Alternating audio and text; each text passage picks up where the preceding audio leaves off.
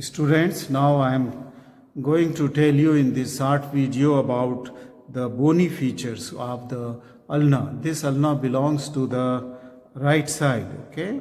So this is here on this side is somewhere is the median plane. Say for example, this is the median plane. So this bone has two ends, as I told you in the previous video, upper end and the lower end. We will see first the features, bony features of the upper end. So I will just bring it close to the camera to show you the upper end.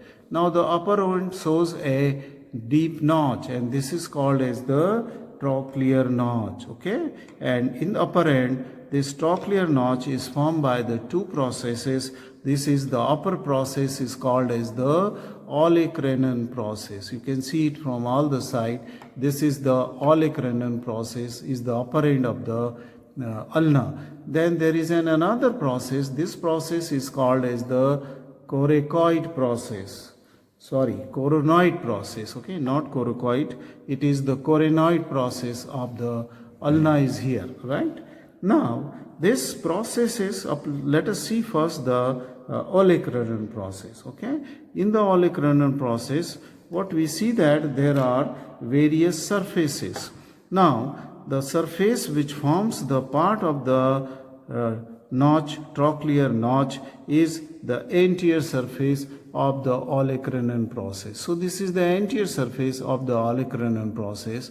The other surface on the top is the superior surface of the olecranon process, and then this surface is the medial surface of the olecranon process. There is another surface which is triangular in shape, and this is called as the posterior surface, and this is slightly smooth. The reason being that this is subcutaneous in nature. You can palpate this surface, okay, of the olecranon process deep to the skin. And then there is a lateral surface, and in the lateral surface you will see that it is quite a narrow surface, and lower down if you will trace it will continue with that of the radial notch of the ulna, okay? So this is the radial notch. So there are two notches, a trochlear notch and a radial notch at the upper end. Now I have described you the olecranon process. Now come to the coronoid process. In this coronoid process, you will see that it is projecting anteriorly, and then it has a superior surface and a anterior surface. The lower part of the anterior surface is rough, and it is showing a tuberosity like structure, and this is called as the ulnar tuberosity here, which I am marking it with the chalk. This is the ulnar tuberosity of the bone, right? Then the other surface, which is the lateral surface, here it has the facet, which we have said that it is the radial notch, while on the medial surface of the coronoid process there is a roughening, okay? So this is a rough area. So these are the surfaces of the coronoid process. When you will see the ulnar notch here, you will see that the ulnar notch in between the part formed by the olecranon process, articular part, and that of the superior surface of the coronoid process, there is a rough area, non-articular rough area can be seen between the two articular surfaces, right? So this completes the superior end, okay, the upper end of the ulna, okay? Then we go to the lower end, and in the lower end if you will see, it is having a small, very small, and it is also called as the head of the ulna, okay? And from its posto-medial aspect there comes out a bony projection small called as the stellate process.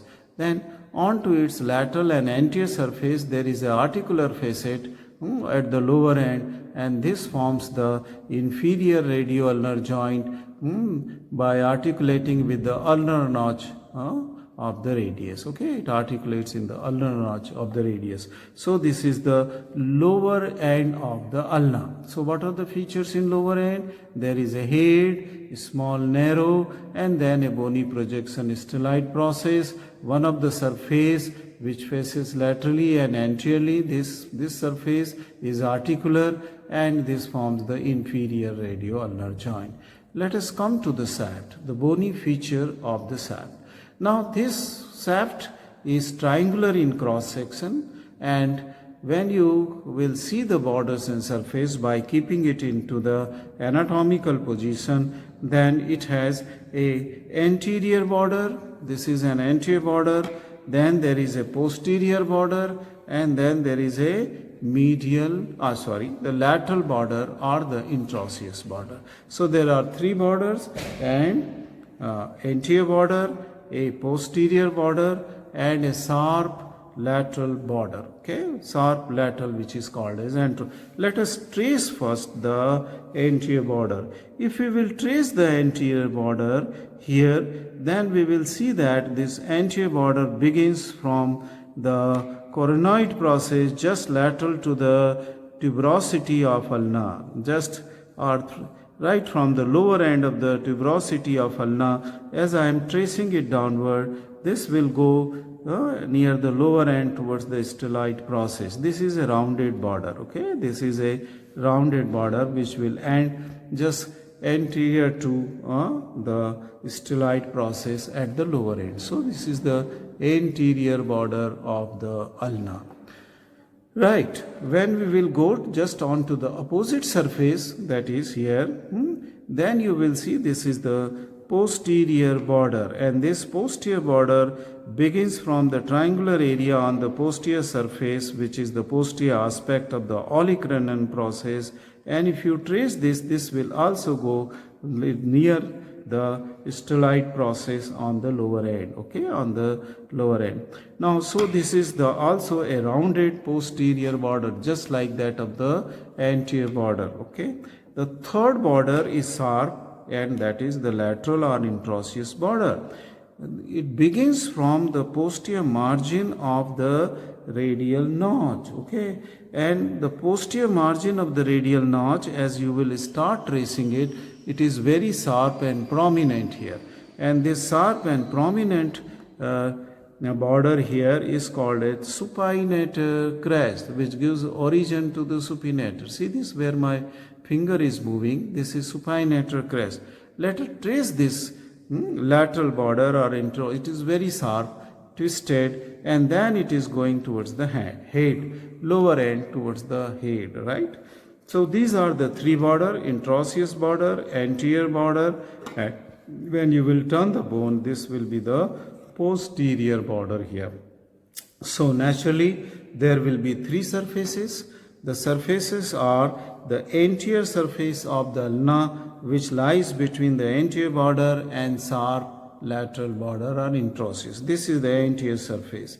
Now, above the lower end of this, you will get an oblique ridge. Okay, rough oblique ridge is seen here onto its anterior, where I am marking it with the chalk. Okay, this is the site where an oblique ridge. And if you will trace it upward, I said that the upper end of the anterior surface, which is also the anterior surface meeting point of that of the coronoid process, and this is the tuberosity is here, that is called as the ulnar tuberosity here. Below that the anterior surface begins, right? Now, when you will see the posterior surface, you will see that the posterior surface lies between the sharp lateral border or interosseous border and rounded posterior border, which goes and ends near the styloid process.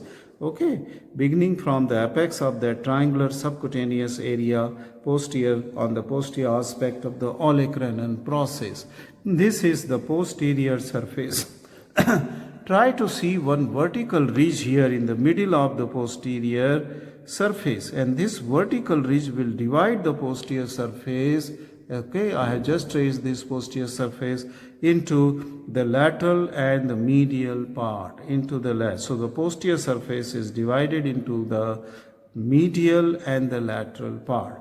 Now remaining is only one surface, and that lies between the anterior border and the posterior border, and it is smooth, okay, the featureless and smooth. This is the posterior surface between the anterior and the not posterior surface, this is the medial surface, okay, between the anterior border and that of the posterior border. This surface, which is smooth, is called as the medial because it faces towards the medial side, okay, in the anatomy. So this is the median plane, and this will be in anatomical position, it is facing towards the medial side.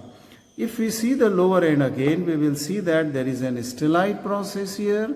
You see this, if you can, I will try to focus it here. This is the tip of the stellate process, and this is the inferior surface of the head. See, and this inferior surface of the head is rough. And here is the attachment of the triangular articular disc of the carpal joint. Okay, so it is non-articular in nature.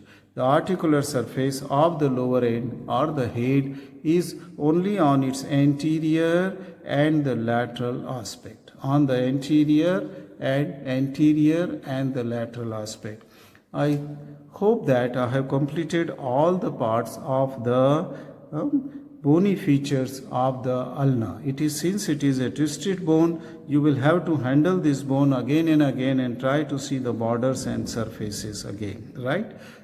Thank you very much.